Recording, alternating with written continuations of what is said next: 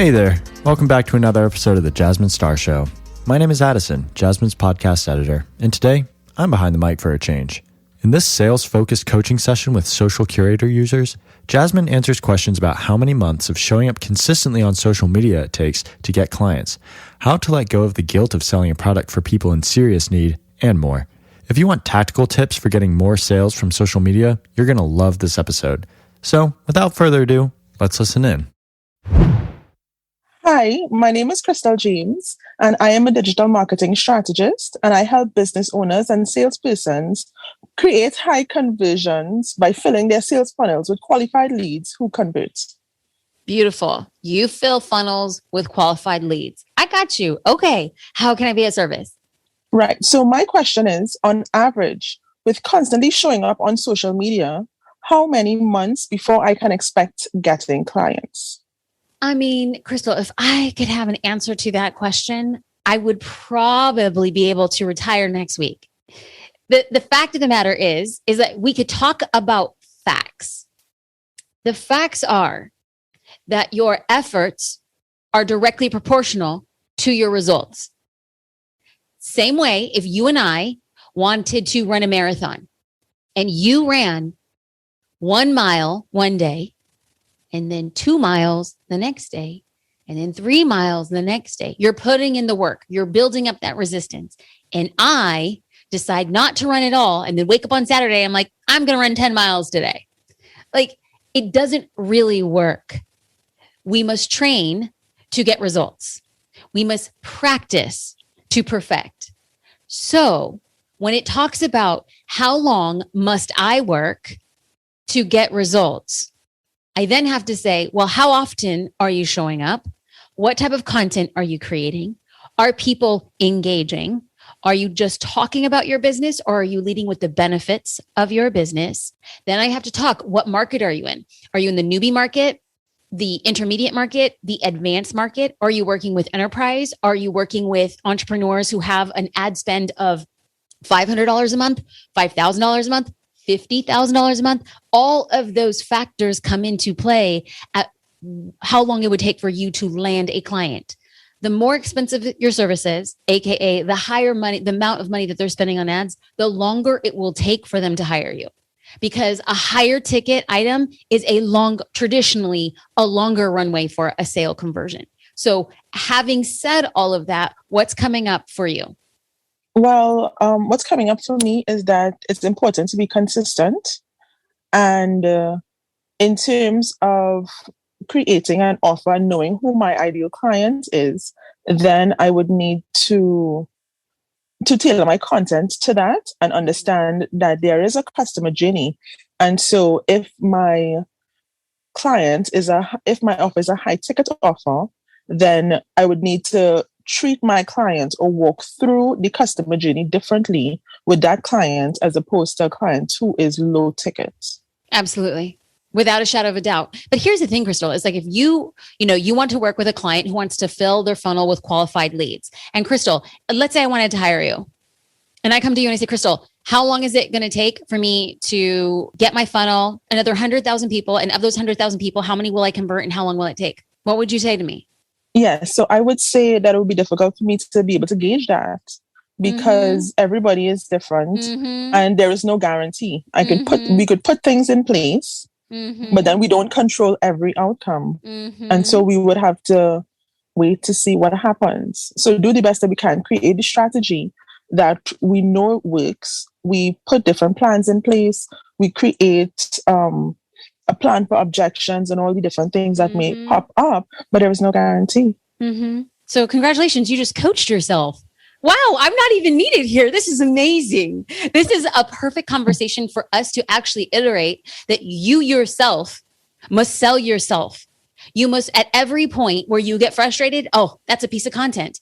I know you feel like creating a strategy without an end point in mind can be frustrating, but the goal is to get out and iterate and pivot based on what we've learned. You're basically teaching and talking to yourself because ideally it sounds like you're the kind of person that you would ultimately want to work with. If then that's the case, you just asked me a question you know the answer to. Perfect. Now you just have to create content that speaks to yourself. You need to inspire yourself, and you need to educate yourself, and you need to share. And that, my friend, that is going, and how quickly you do that, how consistently you do that, how with humility you do that. Because if you are trying to get clients on the back of building out content and trust and authority on social media, but nobody is engaging with your account, the humility you must have to go and make a list of 100 people you want to work with. And guess what? Chances are you're not going to work with any of those 100. But you want to know what? You might work with the people who follow them. You're going to make a list of 100 people you want to work with. And then every day you're going to look at, who am I going to go engage with today? You're going to go and like 5 of their posts. You're going to leave comments, and then you're going to leave comments to people who are leaving comments on their accounts. That's it. Having conversations. You're not selling yourself. You're not promoting yourself. You're just creating a conversation so that when, I happen to leave a comment on one of your dream clients. Let's say you want to work, ideally, dream would be to work with Amy Porterfield. Great. So you start working with Amy Porterfield, and I leave a comment on Amy Porterfield's account. And then you leave a comment on my comment saying, oh, this is so funny, or, oh, I agree, or yes, I've been there too. And I'm like, who is this Crystal James? I click on your account and I'm like, oh, this person will fill my funnel with qualified leads. Let me follow. Let me watch. Let me taste and see what I get. Then your content has to make me feel something, teach me something, empower me, and or entertain me. And then once I've done that, you then will present an offer, and it could come 3 weeks later, 3 months later, could 3 years later. And that's when you already know you don't have to sell me anymore. You've primed me by showing and demonstrating what I want you to do for me. That's the game. Yeah, sounds good. It sounds very effective. No, it really does. Good. It does sound good. Oh, it does sound good. Yeah. It sounds great. But the question is, Crystal, are you going to do it? That's different. I like that. I can do that. I will do that. I think that it is easier to do that for me than to show up on camera and to say, hi, I'm Crystal. Mm-hmm. Here's what you need to know. You know, it's as an introvert, it's kind of a back door into speaking to people and engaging and things like that. So I would be very open and excited to do that. Well, I love that because it's an introvert giving another introvert advice. I think social media has been a great gift. Oh yeah, girl, I know. So what people don't realize when you record the podcast, it's also video, and like your eyebrows became like a unibrow. Like the scrunch in between was like, wait, what? Christy, our podcast producer, can attest. She can testify that on a scale of 1 to 10, 10 being ultra introvert, I'm about a 17. I'm outgoing, but I want to be by myself, work by myself. I like to be in public situations, but just watch people. If I have to be at a conference, I have to sit in a hotel room and just get mentally prepared to deal with the amount of people that I'm going to have to engage with, because I know it's a gift and it is an honor and it is a privilege, but it does not give me energy. I go to one event, I have a hangover for 2 days later. I have a social hangover. Like I talk to too many people. So I need to be quiet. But here's the thing. When you first created your first funnel, it was uncomfortable. When you first wrote your first piece of digital marketing copy, it was uncomfortable. When you first put out your website, it was uncomfortable. When you first learned to ride a bike, it was uncomfortable. The first time you ever moved to a new city, that was uncomfortable. The first time you went on a date, that was uncomfortable. The first time you had to brush and floss your teeth, that was uncomfortable. Doing things for the first time is always uncomfortable. Whoever lied to us and said a story that doing something again and again is going to be easy. No, it will always be uncomfortable. At the point and time of this recording, this conversation is still uncomfortable for me. It's not as uncomfortable as it was a year ago. It's not as uncomfortable as it was 2 years ago, but it's still uncomfortable. Our goal is to get more and more comfortable being uncomfortable. The faster you are uncomfortable, the better you will be able to succeed and strive. Doing things that make you a little bit uncomfortable all of the time is where you're going to grow. Agreed. And for me, it would also be not needing validation. So being uncomfortable is one thing in private, but then you are being uncomfortable in public, online, and then needing that validation. You need the likes, you need the comments, you need it. Otherwise, okay, then nothing is going to show up online again for another 2 days or 3 days because you're still getting over that. It's that is the hurdle. Okay, not so needing the validation. Real talk. Hand to heaven. When's the last time you left a comment on my account? Never. Got real quiet, didn't it? Got real quiet. So here's the thing. Very No. uncomfortable is like what to say. No. Oh no. You have forfeited the right to have a conversation right now. Because let me give you a piece of my mind, girl. You are a paying customer of Social Curator. You were not lucky. You worked and filled out a long application to get into this call. And then you waited, and then you prepped, and then you stopped going to an event because you started this conversation off, not us recording. You say, I was at another event, but I had to come in here to do this, right? So you left something else that you most likely, I'm going to guess, you probably paid for. And you come in here and you ain't getting paid for this. And have you left a single comment on my account? No. But guess what, baby? Your credit card is being charged every month. I do not create content to get accolades. I create content to get clients. I create content to get customers. Let me tell you that the vast majority of members on the inside of Social Curator have less than 1,000 followers, and they are making more than people who have 100,000 followers. Don't give me comments. Give me your credit card. Ooh, snap. I mean, I'm on one right now because we want the validation, but the validation doesn't pay our bills. Being cool doesn't pay our bills. Feeling good about myself. Listen, feeling good, like getting a compliment on the internet does not put dinner on the table for my daughter. My job is not to be impressive. My job is to lead, to guide, to teach, and to run a stinking business. So my friend, the choice is now yours. As an introvert, will you get uncomfortable? The answer better be yes. As an introvert, are you going to create content that ultimately speaks to yourself because you're marketing yourself? The answer should be yes. Are you going to create when nobody is watching? Are you going to create when nobody is talking? Are you going to create when nobody is commenting? Are you going to create on the good days, on the bad days, on the dark days, on the light days, on the stormy days, on the sunny days? The answer to all of those must be yes, because if it is not yes across the board, honey, you ain't going to be in the game a long time. That's just it. So the question is, do I want to be in the game a long time? Great. Let's reverse engineer it. It's yes across the board. That's it. Yeah, that's exactly it. That's exactly it. Crystal, how can people find you on the World Wide Web? You can check out my website, uplevelcode.com. I am at uplevelcode on Instagram as well. And on LinkedIn, I am Crystal S. James. Beautiful. Thank you, Doll. And I look forward to you leaving a comment on my account today just to prove me wrong. I appreciate you, Doll. I hope you have a beautiful day. Thank you. Thank you.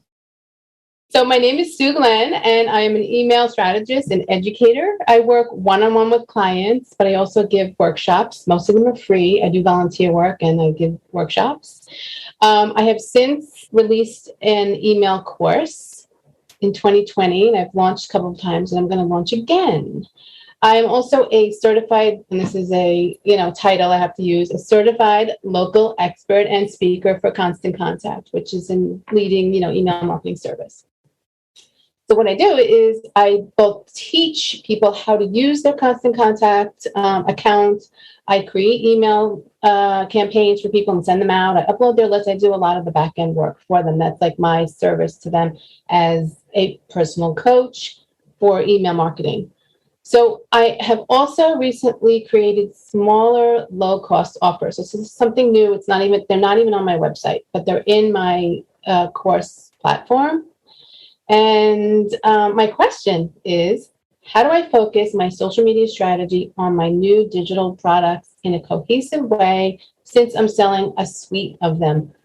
Okay, so logistically, when you are pointing or talking to your suite, can you point to a singular page and then have somebody scroll or select what of the suite offering they want?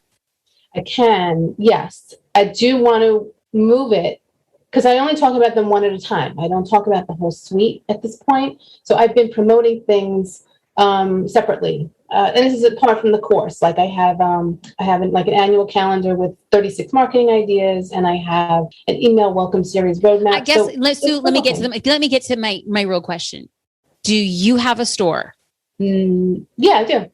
And if I go to your store, yeah, I could see everything you offer. Yeah. How come I feel like there's a question mark? Because it's not on my website, it's in the course platform. So I have to send people to the link to Podia, which has the suite of products.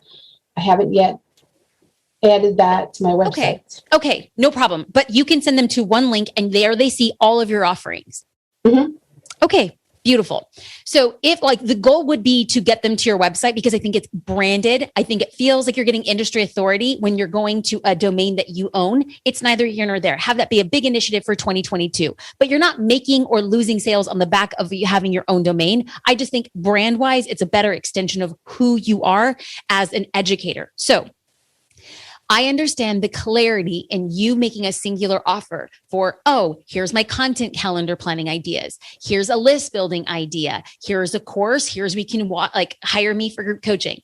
I understand the clarity that you are giving for those posts so that people can identify. Now, the good thing about everything you're selling is around emails and communication. Do I understand that correctly? Yes. 100%. That's beautiful. That's beautiful. So you can create content around the topic. You can create content around the pressure point that you absolve. You can create content around the pressure point you absolve and or create content around solutions. Now, all the links could go to that one page. You will say, oh, the content calendar, and then you talk about the benefits and you could send them to that one link. Now, the beauty about that is that this is like a baked in upsell. So I could be going to your content ideas and then all of a sudden I'm like, wait, she also has offer Y, or wait, for an extra $200, I can get a 30-minute coaching session with her. Let me add that. So the reason I was going back is what then is your store? Because you will create isolated topics around an offer, but making sure that exit link is going to your store so that there's built-in capacity, not just for a singular transaction sale, but a multiple sale. Furthermore, if you are able to have a cart with an add-on or a bump up at cart, at a girl, Sue. So you're already built for this. Now, what I want you to do is like strip it away. You are creating content around the problem you solve, that pressure point. You are creating content around the solution. You are creating content around Sue, the authority and educator. The beauty about the similarities of all of these is you will have distinct offerings. You absolutely could be pointing to a singular spot in your store, but the link going out, as long as you don't have like 50 options, it sounds like you have just a handful, so that on a scroll, I can see, oh, there's somewhere between 5 and 8 offerings here. I know the offering that I want, but oh, look, there's this. And if I decide just to go for that one offering, I'm given an opportunity to have an upsell at checkout. If you say all of that, then girl, you set up. We're just going to hone in on topical pieces of content with rotating CTAs and offerings, all going to that singular link for an opportunity for them to invest, for them to bundle, for them to get a cart bump. Right. So that's the thing. The rotating is where I'm wondering, do I do like a weekly rotation? How often? Well, okay. So then I would go back and look at this analytically. There are going to be offerings that you have that just outperform the others. So if you know that they're already outperforming, that means that it's indication of demand. I would over index on stuff that has already been performing well. Yeah, I haven't promoted all of them yet. Haven't even promoted all of them yet. Oh, okay. Okay, then that's great. Then this is a perfect opportunity. What you're going to do is simply right now, you're going to give yourself carte blanche. You are going to experiment and you're going to test and you're going to hear what people say. And then of those that are clear winners, that's when you're going to spend the most of your time and energy. We do the same thing on the inside of Social Curator. We create 1 to 2 free resources per month. And then we let the market let us know what they want. There have been very clear winners. The very clear winners, that's when we decide to put money behind those opt-ins because we know that they convert. So now what we want to do right now, you're going to put it out in the wild. You're going to see how people respond to the offer. Then for the ones that have really good conversions, you can put ads or you could talk organically about them. Then the other ones that are not performing as well, I would jump into, and I hate the word hack, but I would culture hack. Let's just say at this time of year, you have your 37 content idea planner or whatever that thing is. Right now, if we're, coming into the new year, it's like 37 content ideas around the new year, around Valentine's, 37 content ideas to remind people about your business, all with love, 37 content ideas to plan for your summer vacation to ensure whatever you're doing, you're contextualizing it. I would also do this around very popular events. Like if you can have a product X, like around the Academy Awards. Like, here's how a boutique owner would use this, whatever their resource is, to talk about the fashion that they see in the runway and draw a parallel between what's in their store. You're going to have to start contextualizing for markets what that offer is and then presenting it around topics. But again, Sue, all I'm saying is I'm giving you ideas to test. I'm not giving you an answer. Right. No, the answers I need that. the test results. Right. And I just realized I'm going to take off. I have 2 opt-ins on that page. Doesn't make sense. So I'm going to remove that because I do promote the opt-ins separately. Right. And I think there's one on my Instagram account right now. So yeah, I'm going to do that. Okay. All right, great. Thank you. That was very helpful. I mean, here's the thing, Sue. For people who are listening to the podcast, is I hosted a live event for members of Social Curator when I was in New York City. And whenever my husband and I, this was pre-pandemic, whenever we had the opportunity to travel and we were in a city for more than 2 nights, I would say, let's just meet up somewhere, buy a round of drinks for whoever's in town. But we wouldn't put it out on social. It was just for people who are part of Social Curator. Well, Sue, we met in real life when we were in New York City, and you were a ray of light. And everybody at that event knew about you because of how you show up in the community and what you give back and how supportive you are. And so I just want to say thank you for being an integral part of this community. Thank you for helping others more than you ever expect to get help from yourself. I believe that your business will flourish on the back of you being a credible, authentic, amazing person. And I just can't wait to see how you hone your content as you point people to your store and give them clear offerings. I just had to say thank you. I appreciate it. Thank you. That means a lot to me. I really appreciate it. Love you. How can people? Yes, love you back. Air kiss. Oh my God, that was so LA. I'm so Los Angeles. Somebody punched me in the face. I said air kiss. Hold on. Mwah. That's coming. That's a real one. That's coming to you. Sue, how can people find you and your email list building and your awesomeness online? Sue V, like Victory Glenn. I love it. Sue V Glenn. Sue V Glenn. And my website, diversemarketing.net. That's beautiful. Thank you, friend. I appreciate it. Thank you.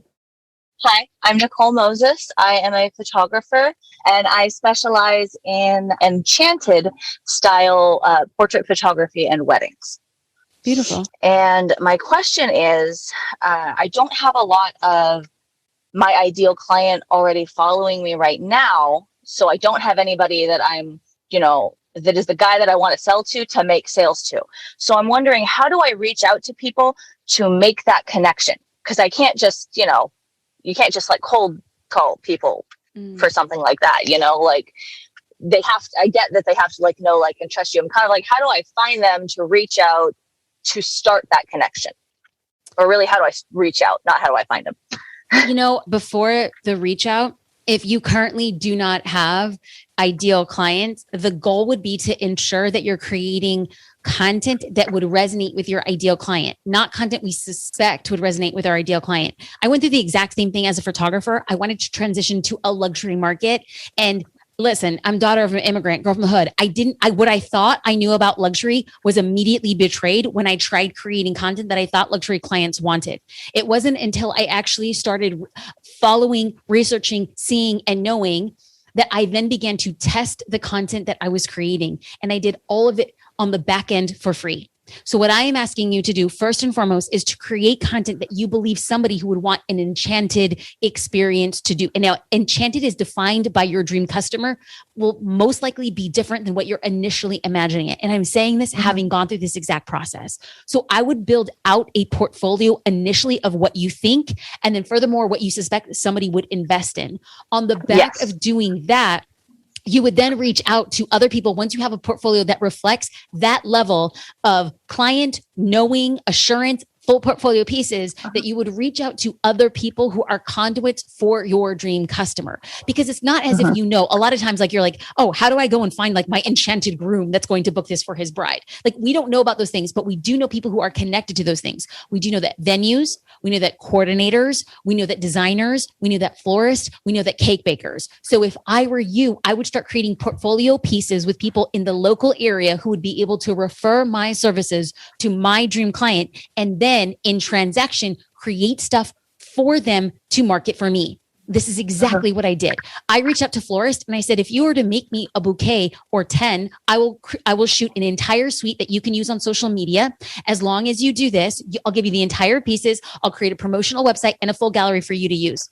Every single one of them said yes, because they want portfolio pieces that they could be using out on social. I reached out to every florist in the local area, every wedding calligrapher, every invite designer, every caterer. They would invite me into their kitchen. They would make 3 plates. I would take pictures of their food. I would send them back the digital photos, and then I would create an 8x10 promo card that did not have any of my own marketing, but I said X catering and had their photos on it. And then they would be able to give these 8x10 prints to prospective clients. If those clients booked catering X, who are they recommending? Me.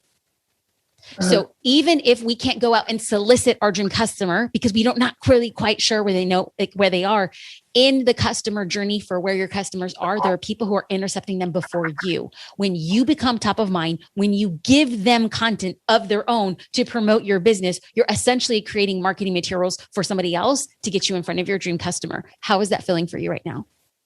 That makes a lot of sense. Cool. Anything else that's coming up for you? I guess classic introvert, not good with people unless I'm behind my camera during a shoot.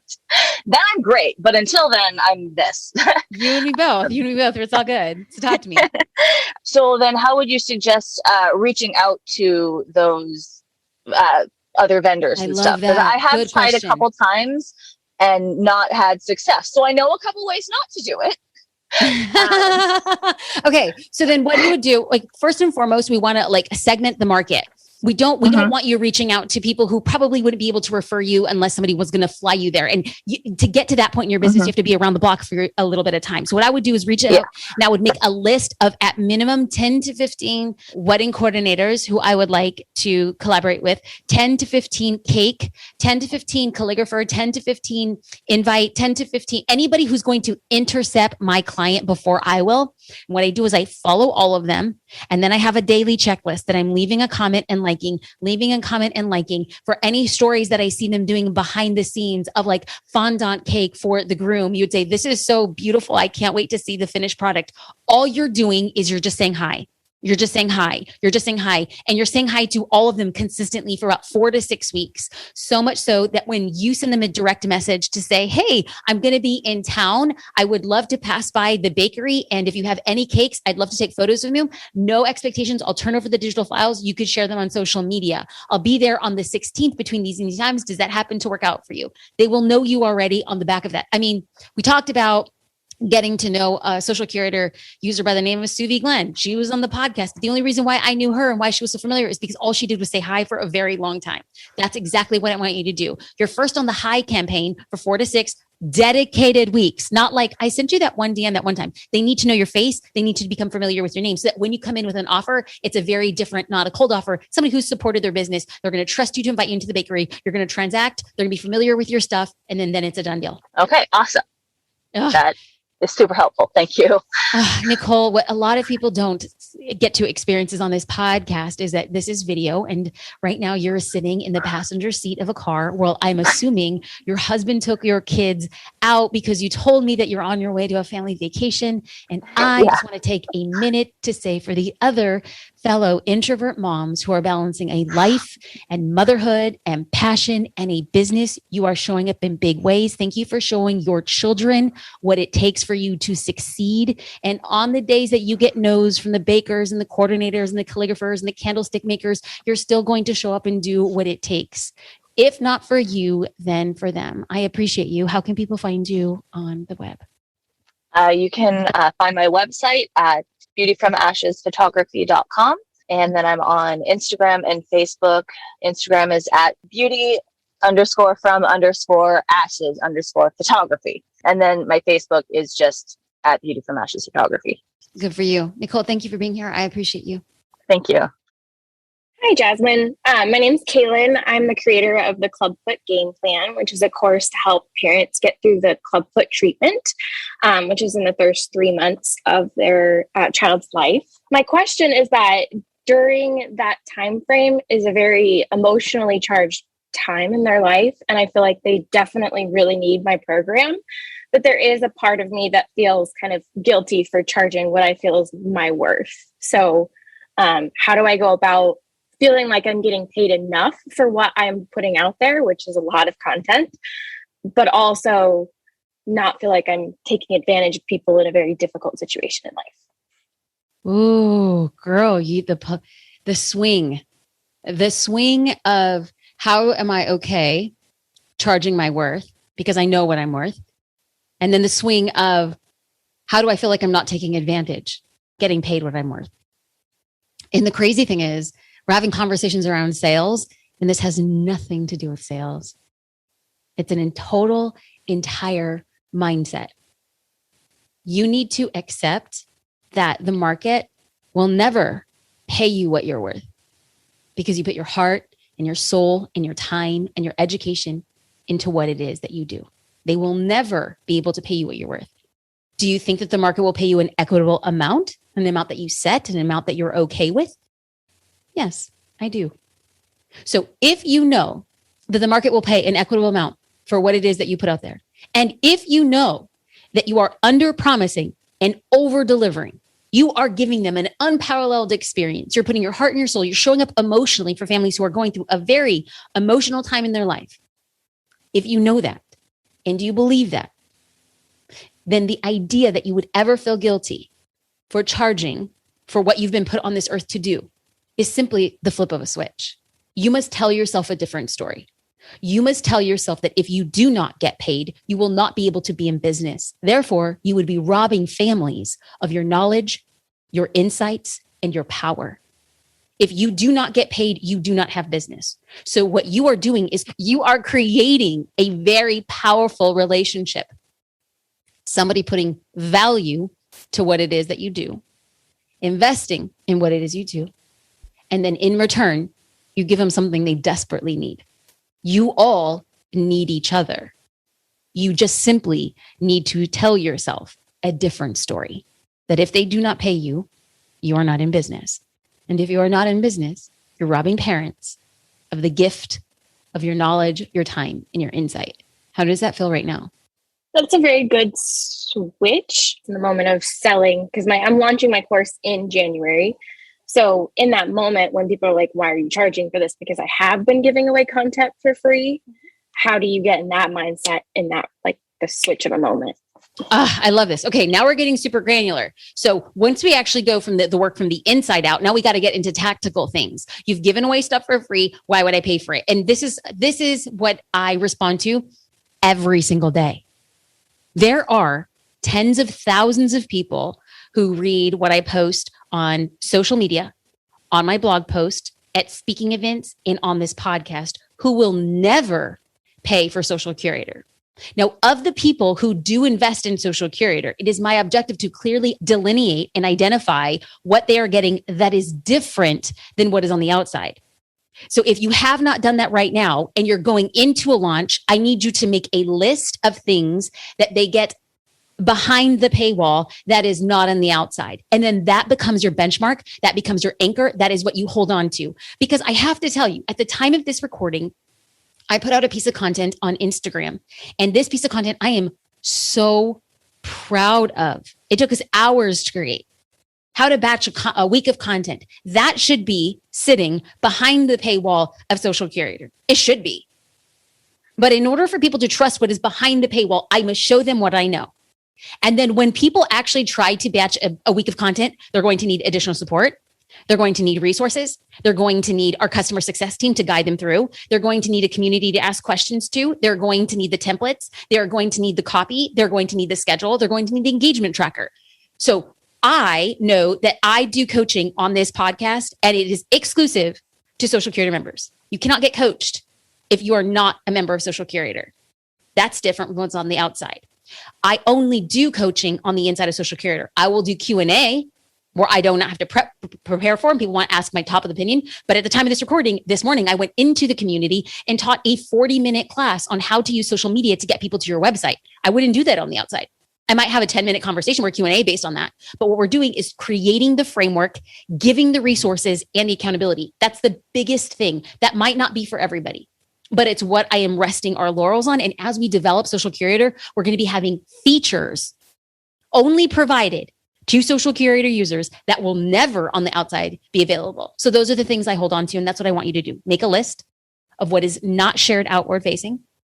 If they get a private group, if they get coaching, if they get extra resources, if they get a one-on-one call with you, whatever that is, And then that's what you're telling people. And that's actually great. It's great for copy during your lunch. This is why it's different. Address it straight out so that people know that you're addressing one of their objections. Very helpful. Thank you. Cool. Kaylin, how can people find you, your knowledge and your resources and help you support during your January launch? All the social media accounts are at Kaylin R. Galloway. And my website's kaylingalloway.com. That's beautiful. Thank you for being here. I appreciate you. Thank you.